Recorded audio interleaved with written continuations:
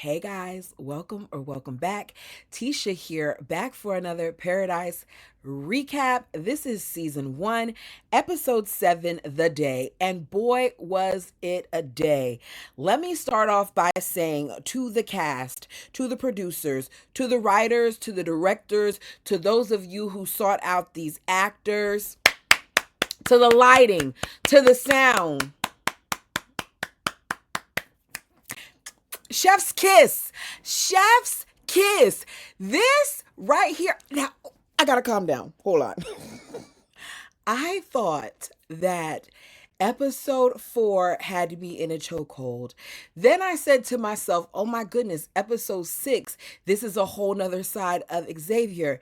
Episode 7 had me on this ride that I didn't know that I was going to be on, feeling like I was on a roller coaster as we watch this thing play out. And I do not feel like justice will be served if this series, if this show does not have more episodes for the next season and doesn't have a plethora of awards given for the brilliance that it is. And maybe I'm over the top here, but this is just how I feel because it is that good to me. So I don't remember if I said it or not because I'm so excited. Go ahead and do me a favor, hit the like button. We may be here for a while, but I gotta get some stuff off of my chest, okay? My first question to you guys is, who's to blame? Do we feel like Cal should have given Xavier more of a heads up? Think about that as we talk about this thing. Let's get into it, okay? The despair in a mother's eyes when she begged Xavier to save her child and she realized he wasn't going to. The look when Xavier realized that his wife, Dr. Terry Rogers Collins, was not going to make her flight. President Bradford's face as he looks on at various staff that isn't going to make it. This gentleman right here in particular, the man that is sweeping and mopping and cleaning up, going about his day as he normally would. A man that has always done his part. A man that has served at the White House for 9 terms. A man that is talking about seeing his granddaughter for her first birthday the following day, not knowing that there will be no tomorrow for him. Let's really take that into account here. Like, let's really think about that. He is watching all of this go on around him as he is preparing for this catastrophic event, seeing what he's seeing and knowing what he's knowing. I couldn't imagine what that would feel like. The sadness that he is feeling as he faces the people that he over time has begun to care about. Crazy. Knowing that majority of them will not be saved. No wonder why the man drank a whole bunch. Like, people were passing a whole bunch of judgment on Cal, but after watching this, I'm wondering how he didn't drink more, how he didn't actually lose his mind, because a lot went on that we didn't even understand. And if I went through what he went through, the highs and the lows, I too probably would have a drink in front of me. The 6 episodes that we saw before watching this 7th one, in my opinion, painted the perfect picture of why we are where we are. All right? Let's talk about Xavier. In my opinion, Xavier at his core is the rule follower. right? It's what got him chosen. It's what makes him great at what he does. This is the same guy who we learned in earlier episodes snitched on his father and end his father's career because of his moral compass, because of the rules that he follows, because he's a follower of protocols, because he's a good citizen, because he's focused and he's level-headed, and he is the de-escalator of situations. Right? He is the man that previously took a bullet for his president. He takes his job and his role very seriously, and he does what it is that he's supposed to do. So watching him in this episode, I found myself wondering how the rule follower himself is upset at the president because the president followed the rules. All of this, and here we are, with Xavier's responsibility to do his job, which is to protect the president. Y'all, let's go ahead and jump into it. We begin the episode in a flashback from October 28th, 1962. There's a Cuban Missile Crisis that's been going on for a while. And this man right here, seems like he is struggling. He is wearing a military uniform. He is drinking the same way that we see Cal drinking, meaning he is at a rank where there's a lot of responsibility that's probably put on him. His wife comes in talking about how the world probably would have ended had it not been for, his wife comes in and he tells his wife, let me fix it up. He tells his wife that the world probably would have ended had it have not been for the captain of this Russian nuclear ship, submarine, I think it was. It seems like the captain decided that he was going to go rogue. He wasn't going to follow orders. He was supposed to launch missiles at his command, and he didn't do it. He did not do what he was told to do. He did not follow orders. This is a foreshadowing, in my opinion, yet again, of what is to come. He says to his wife, it's gonna happen again, Miriam. It's goddamn inevitable. What if the wrong person's at the controls next time? What if the wrong person decides not to turn around? Cal, very much so, is the person at the controls. And although for majority of his life, he's been this person that has been puppeteered by others, in this episode, we get to see what it is like when he takes control. As he's stressing about everything, she tells him to come to bed. She says, you can't save the world tonight. But he is standing there looking at things, and he grabs a switch and he turns the lights off and on, off and on. And I'm like, I don't understand what's the big deal about this switch. But that flip of the light, to me, shows what would happen if that button that we're later going to talk about is pushed. This is good. So we are in the present, right? We're back where we left off at the end of the episode with Sinatra holding this device and with Xavier holding a weapon to her head. Xavier does not believe what Sinatra is claiming, which is that Terry, his wife, is alive. He says everything was destroyed. It's a nuclear winter out there. And Sinatra's like, yeah, She's calm. She's unfazed. You guys see this weapon in his hand at her head? She really doesn't believe he's going to do anything, or she already knows that she has the upper hand because she's too relaxed for me, right? And it's obvious she's relaxed because she sent away her detail. That alone should have let him know that she has something up her sleeve because she's too calm for somebody who is at risk of losing all of this. So she's calm and she basically says, yeah, we thought it was going to be a nuclear winter, but, it's not quite what we thought. You remember the team of the 4 scientists? About them. So the expedition team found, some things and, because they found some things, I just realized that, I had to kill them. Like, what? Now I'm rephrasing here, but she basically is like, yeah, I had to get rid of them because I couldn't have that. I couldn't have them find anything, and I'm sitting there like, this chick is crazy. She said I had to have them finished. It was gonna open up a whole a can of worms that I just couldn't deal with it. She's talking about the death of these innocent people like she's taking a trip down memory lane. It's her delivery, it's her smugness, it's the way she's so detached from it all. It's unnerving.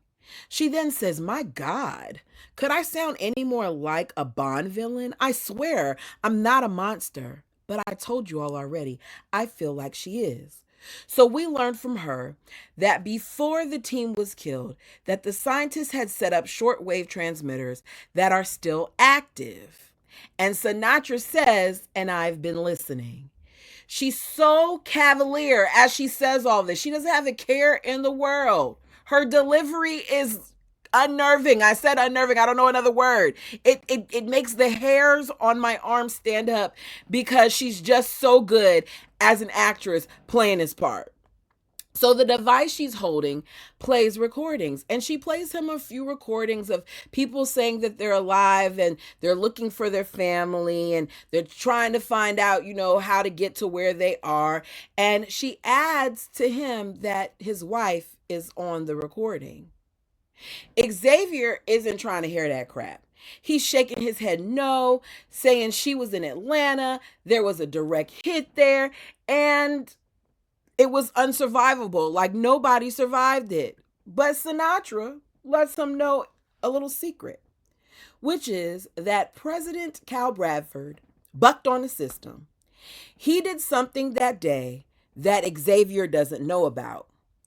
Xavier, in my opinion, is in a funky position because at this point, if we're really being honest with ourselves, the president has done a whole bunch of things that Xavier knows nothing about.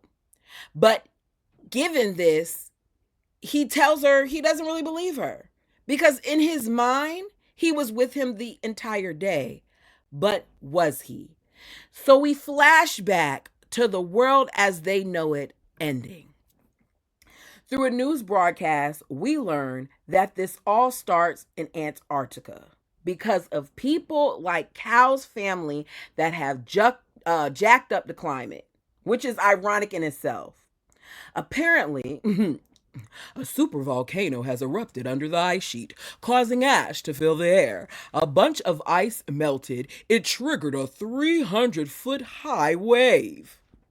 A tsunami is now heading north at over 600 miles per hour. Now, I gotta keep it real with you. If you would have told me some mess like that, I would have been pooping in my pants because there is no way that I could outrun a 300 feet, 600 miles an hour wave. There's no way. Knock me out cold so I don't feel it, please. Because I cannot survive that. I'm a great swimmer, but I can't. No, you could be the best swimmer in the world and you're donezo with that. So it goes back to what the scientists had told Sinatra way back when during her episode at that conference that barely anyone was at.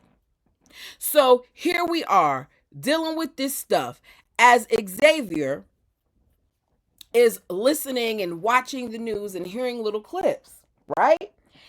He's trying to get through to Terry, who's in Atlanta. He's texting, he's calling. So far, he's only getting, answers via text. So as you can see, she's talking about she's through security. Baby, I'm boarding. He's saying great because he's breathing a sigh of relief because he thinks that his chick is going to get out of all of this, right? So as he's doing this, Marcia, who we saw in previous episodes, who apparently has been with them since the very beginning, is watching. She nosy. She's nosy. Like, look at her. Look at how she look. Look at how she's looking at his phone. Like, are you trying to read his messages or what? But she's watching, and she's asking a bunch of questions. He tells Marcia, like, Marcia, I don't know what's going on. I'm just following instructions. He tells her he needs a moment. He steps off. He calls the kids' school. He tells the staff that his children are to remain with Jeremy Bradford no matter what. The person on the other end is like, yeah, you already told me that. We know. Marcia hears this and knows that something is up. So she follows him over in the corner and she talks to him again, but he will not tell her. She says, I heard, the word uh Versailles, and the other cabinet is gathering, and if the cabinet gathers, I know there's something going on, and I want to know, like, do I need to get my son? My son Edward is sickly, and he's at the school, and should I have my sister go get him? Like, do I need to get him? Do I need to bring him here? Like, what do I need to do? He tells her he doesn't know. The irony in this is he lies to her, telling her he doesn't know, even though he actually does know that something's going down. So the very thing that he later fusses at President Cal about, which is not keeping people informed, is the same thing that in that moment Xavier himself has done, not just with Marcia, but also with the new guy who's only been there for 3 days. As soon as I heard that, I knew he was done so, and with the people in his life. Because we saw from the very, very beginning that he was warned that a catastrophic event was going to happen. The general told him this. The general informed him of this. He even saw the little black box. So he may not know the ins and outs of everything, but he knew enough to be a little bit concerned. Let's continue. So the tension can be felt through the screen as the various important staff gather in this room. The vice president, who's on his way, is stumbling, drops his paperwork, and as the people try to assist him, he's yelling, "Confidential, confidential, confidential." Okay, we get it, sir. It's confidential. He's frazzled.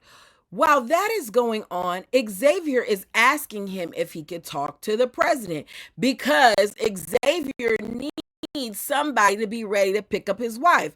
Y'all remember, he's going to keep that whole "you told me that you would give me a warning and you would go get my wife" thing with the helicopter on his mind, because it's not supposed to be a long flight. But things have changed. Cal is now among the decision makers as the VP comes in saying that France has gone completely dark. The general, whose voice is perfect for his role, is talking, and he's briefing them on things. And he tells them at this point, some of these places are prepared to grab land. They're going to war. They're going to war while there is a natural disaster, because we're vulnerable. This is the way to do it. You get people while they're vulnerable. Terrible thought. Sorry. I don't want to say sorry. The irony is it's a reality. This is what's done sometimes. So China, we're told, is mobilizing its forces. The general and his team are recommending a DEFCON 3. Cal is hearing all this. Cal knows this is serious. Cal says, how bad is it? This is when we find out that Russia has gone dark, that he is told a tsunami will take out all of the coastal cities. We're talking about Australia, Chile, New England, Argentina, South Africa, and more and more and more. That this water, this disaster is happening faster than they could even predict it.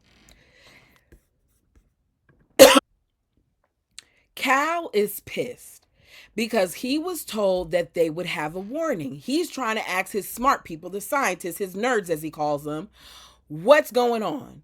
They admit that they did think that they had a warning, that they thought that they would at least have 10 days to know how to proceed and have time to proceed. But now it's come down to minutes in some areas and hours in others, which is why he told Xavier back in Atlanta that you should go get your wife. I'm going to keep saying it, but we'll get to it. So he's hearing all of this, and he has some decisions to make. Given the information he has, he wants to know what's the next move. He takes a vote. The vote is on whether or not they should go with Versailles. We hear go, go, go, go from all the various members who make this type of call.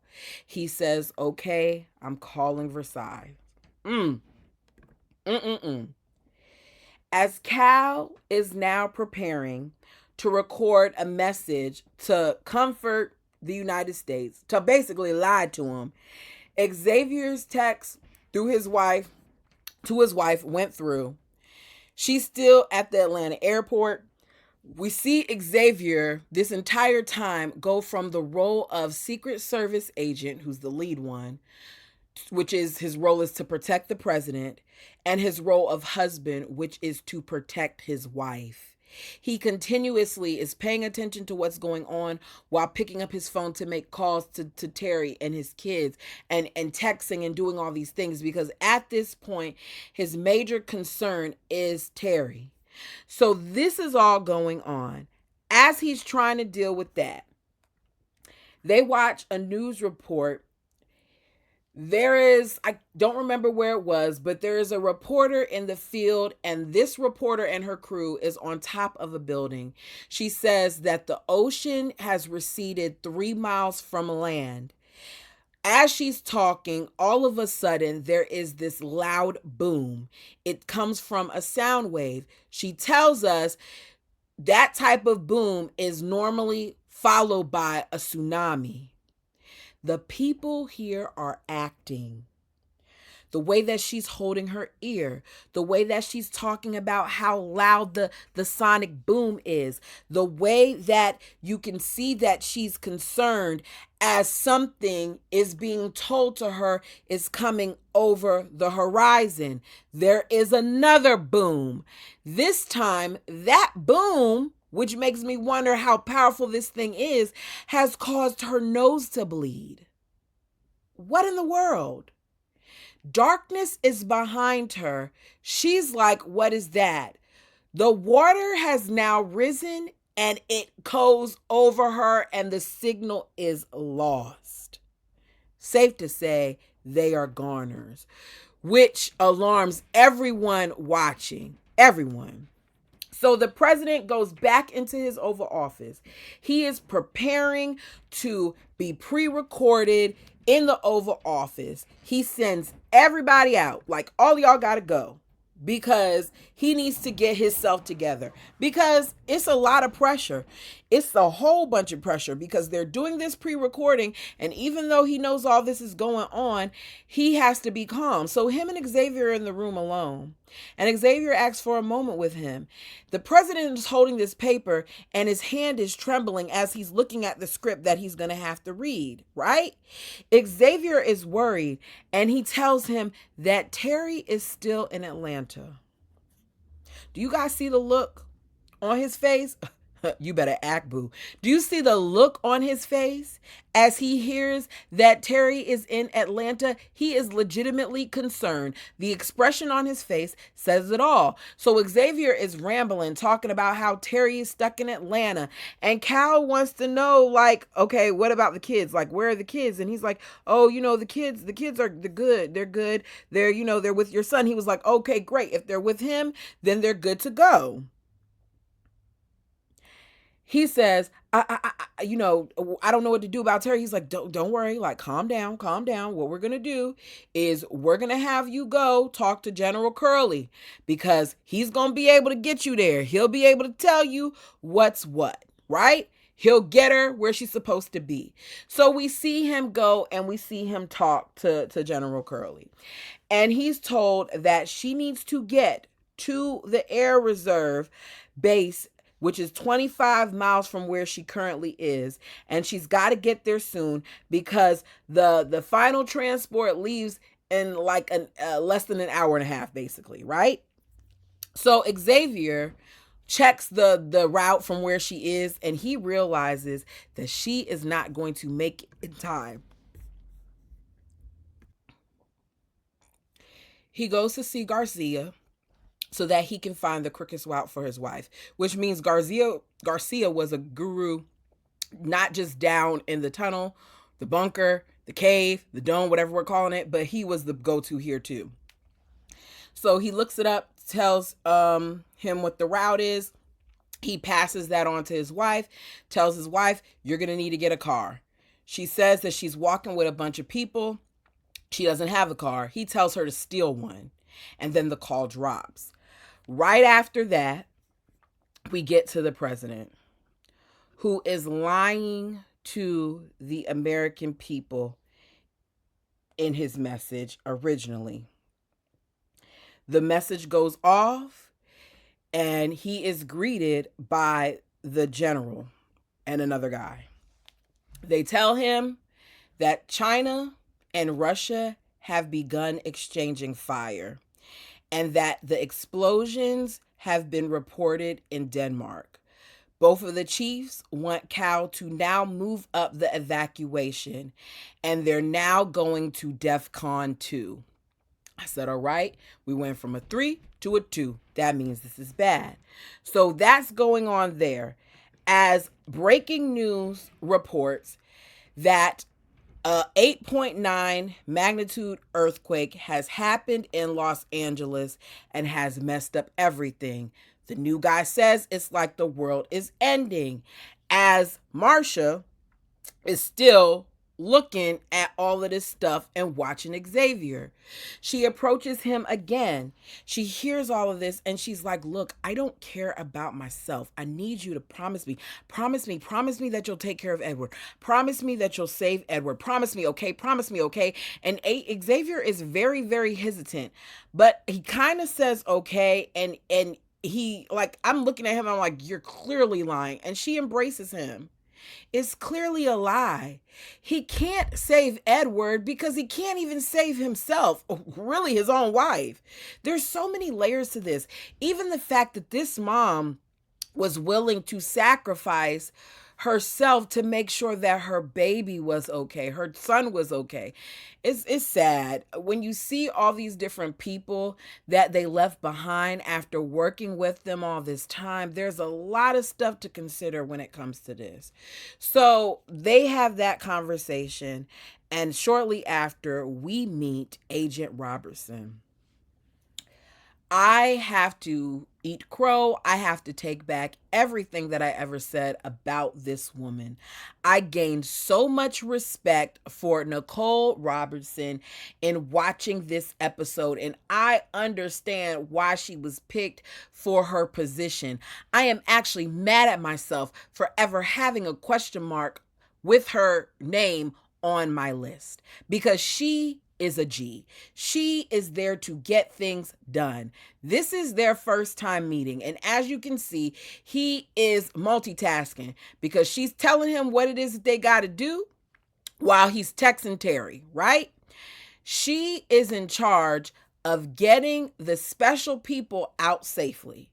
She's the head of the evacuation plan.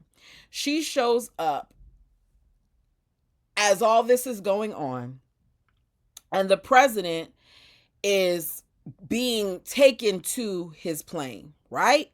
Because you see him right behind. He's being taken to this plane. He's supposed to be leaving, but he's seeing Jerry, who's still cleaning as all this is going on. This is when we're told that he, as I said, he's worked in the White House for 9 administrations. He's been bothered by the chaos around him, and he jokes that he's seen it all before.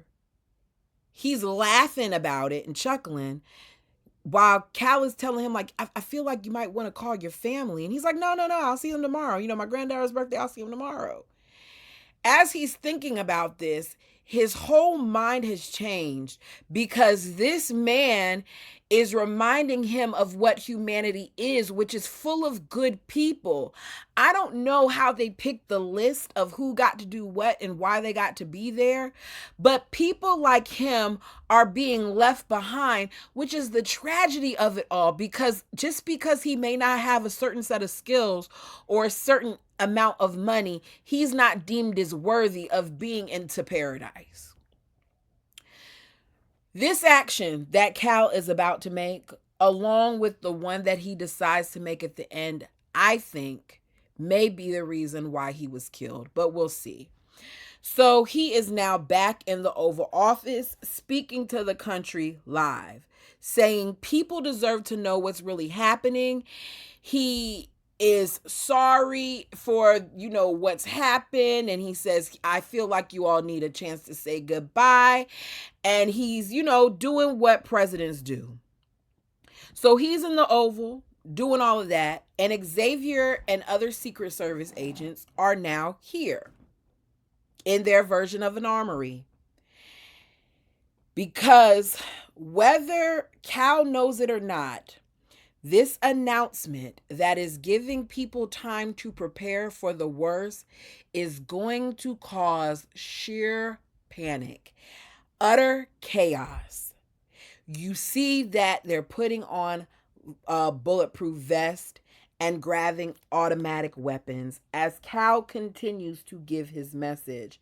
He tells everybody how bad it is, lets them know that they need to think of where they want to be when it ends, tells everyone that he cares about them and overall this is a good nation, and he gets off air. Meanwhile, the rest of the people who work in the White House are all standing outside of the office because they have been witness to this information.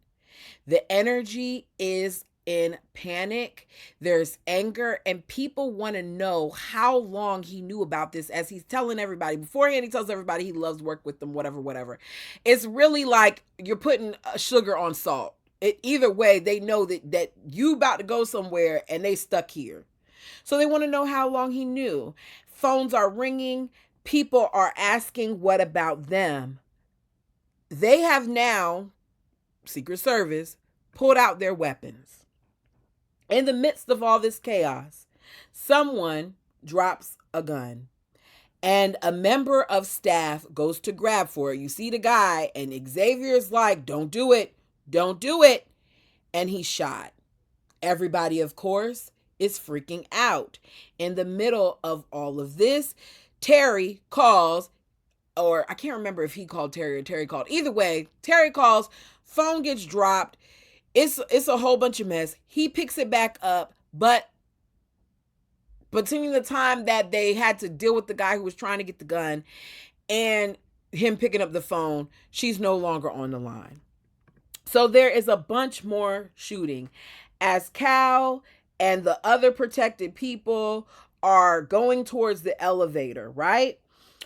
Panic is going on. They're in the elevator. Staffers are following them as they go into this corridor to get into the elevator. Once the elevator door closes, you hear multiple rounds being fired. Robertson lets them know that Marine One took multiple hits and they have left. That's one of the helicopters. People are bum rushing onto the South Lawn, which is where they have to go. Xavier gives his bulletproof vest to the president to make sure he's good. Once again, my job is to protect you. I can't even protect my wife right now, but I can protect you. And because this is my job, I'm going to make sure you're good to go. So he puts the bulletproof vest on him, risking himself of being harmed as they go outside. And as you can see, it's a whole bunch of people running on this lawn who to me look like they've all come from out of the White House, right? So they exit with the president.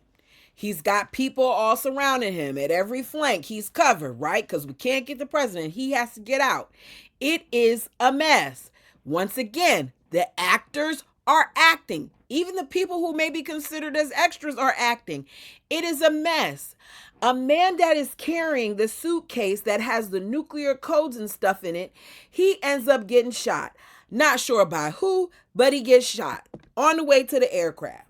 Xavier, who has no form of protection, has to grab that bag to make sure that the president has it, right? So he's running back to get on that helicopter. They're getting on the helicopter. They tell the new guy, here he is, been here all of 3 days. Look, you can't come. You got to stay here. He tells him, I'm coming. He says, no, you can't stay here. He got his gun aimed at Xavier. The next thing you know, it's a ooh. Who did it? Who did it?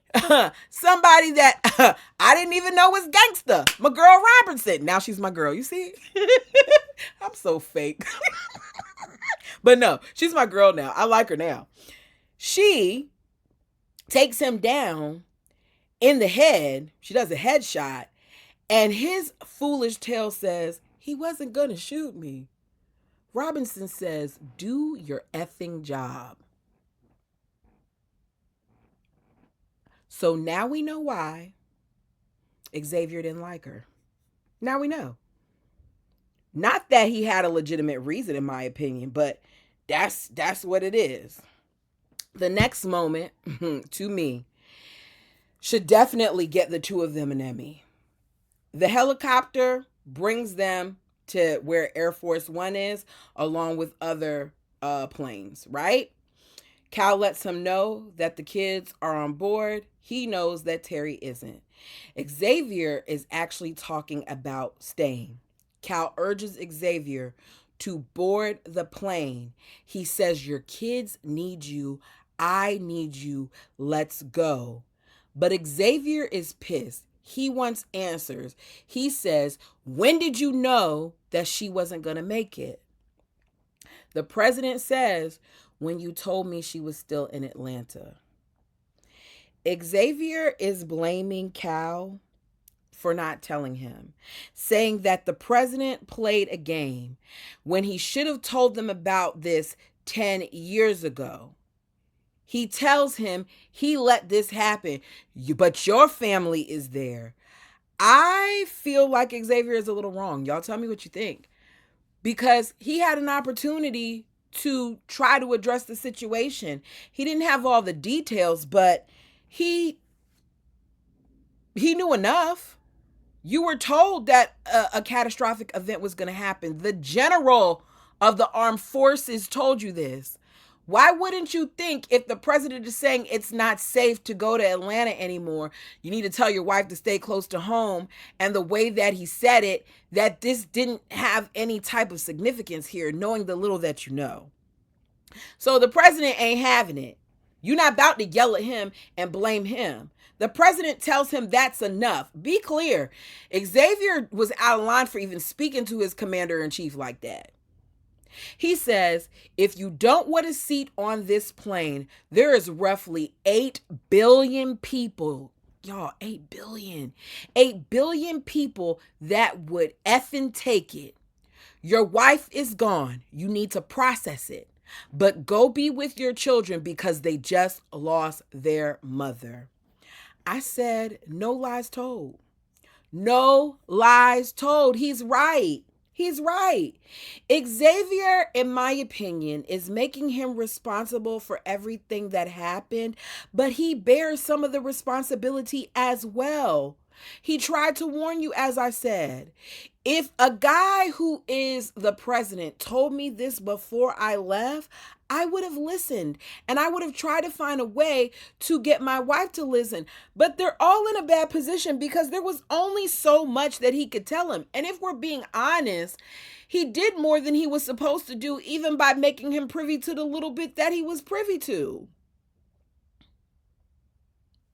I don't know. But they both get on the plane. We see Xavier holding his kids, which is a sad, sad moment, holding his kids as they're wondering where their mom is. He doesn't really give them an answer. He's just hugging them. Everyone is given the wrist device and told that from now on they need to wear them. Air Force One is in the air. They haven't been in the air that long when a pilot announces that everyone needs to brace for impact because they're about to encounter the high pressure sound waves we saw during the news report earlier. It goes off. We got to remember, Air Force One is made to it can sustain certain hits. It's a expensive plane that is built to deal with some of the things that normal planes can't deal with. So Air Force One is fine, but the plane that is flying to the left of Air Force One ends up crashing. We find out that the Supreme Court justices excuse me, members of Congress and officials from the Department of Defense were on that plane. Insane. Insane. The lawmakers are gone. Through all this, Cal is still concerned about what his next choice is and about Xavier, who I believe he feels like is his friend.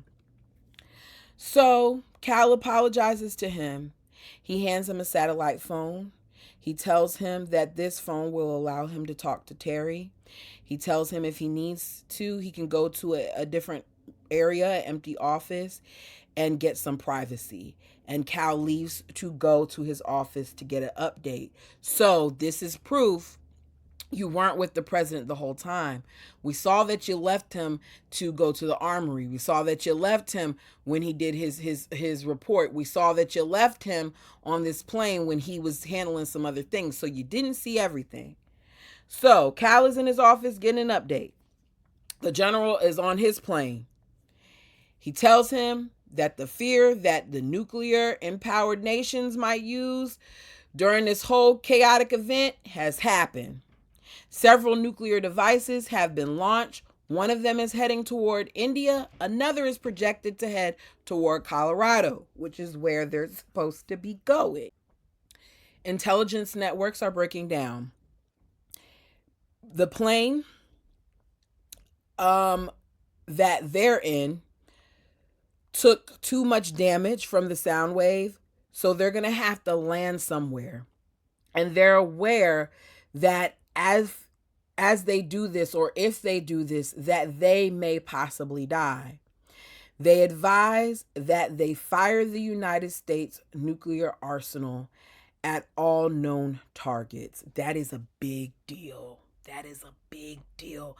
Mass destruction. Sinatra ends up coming into the office, making it known that all of her team's scenarios have the world ending via nuclear war. So she tells him it's time.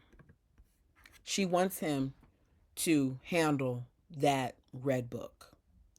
They talk about how the president has access to the red switch, which is what that red book does, that will kick off a nuclear war. But killing via nuclear war and that switch means that it destroys everything, the whole U.S. This is when he lets her know that one of the things that he always wanted to know, being president, was what are the secrets? And he learned about a blue switch. The blue switch might be just as powerful, because the colonel that we saw in the beginning of the episode is the man who thought of this switch. This switch is a way to, I can't remember the way that they said it, but basically it has some type of electromagnetic pulse that fries every type of electrical circuit, every grid on Earth. But it will also disable nukes. It will shut the world down. It will set them back 500 years, but it will give the American people a chance to live. Sinatra warns him to pull the red one because this is happening. All of these missiles are coming, right? She feels like a bright flash would be much better than a slow death. She points out that the EMPs will, ruin their ability to see what's happening outside of the bunker. And she has to know, she wants to know what's going on outside of the bunker. So as they're talking about this, he's saying no. He doesn't want to do it because they're the last hope of humanity. He tells her to get out of his office or he'll have her shot. He ain't playing. He is not playing. She looks surprised. And I think that was when she had the switch, because you took power away from her and she doesn't like when power is taken. He dismisses her as he prepares to flip that switch. Elsewhere in the plane, we have Xavier. He's talking to Terry. She apologizes because she didn't catch the plane, tells him that she even stole a car. He reassures her that he and the kids are safe and they're being taken somewhere safe, tells her it's Colorado. She tells him that she's scared. The truth is, he is too, because as he's on the phone, we see him as he is watching the path of the missiles and how they are almost to Atlanta. We hear their conversation that if I didn't figure out like episode 4 after Billy's whole situation and what he discovered, I probably would have been crying, but I thought that she was alive, so it didn't really hit me like it would have, but the acting was great. She tells him to let the kids know it's okay to be happy, that mommy loves them, whether she's there or not. She's crying. He too, as you saw, has tears running down his face. He says, I'm holding you right now. I'm protecting you, baby. I got you. They're talking about how much they love each other. She tells him to be a good father to the kids. And that's the last thing he hears as there's a flash.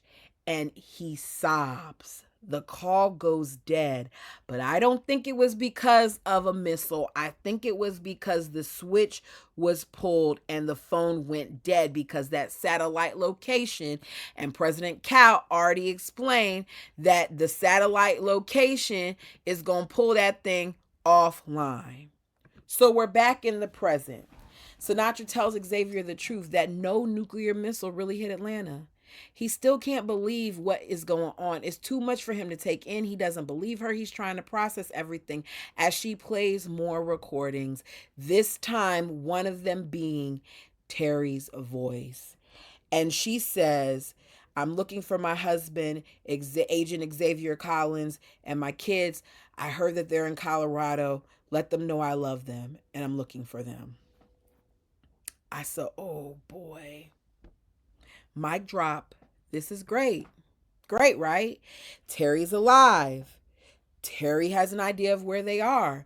But how many people have survived this and also know where they are? Because the president didn't release those missiles, I think that this is going to cause a bigger problem. Because what is the means to get in and out of that location? Because we know you can leave because Billy got out. How many people are now at risk because of this? So if you really think about it, the people in the dome are in danger too. So he hears this and he demands to know where Terry is, how he can find her. And Sinatra is standing there with the same look that she always has, the smug look like, I got you. She calls over the bar. He asks for Presley. He's told she's not there. He drops the phone. Yes, Xavier. Sinatra is in control. She tells him the DNA from Cal's murder didn't match anyone in the bunker. How? How is someone there that's not supposed to be there? This is a problem.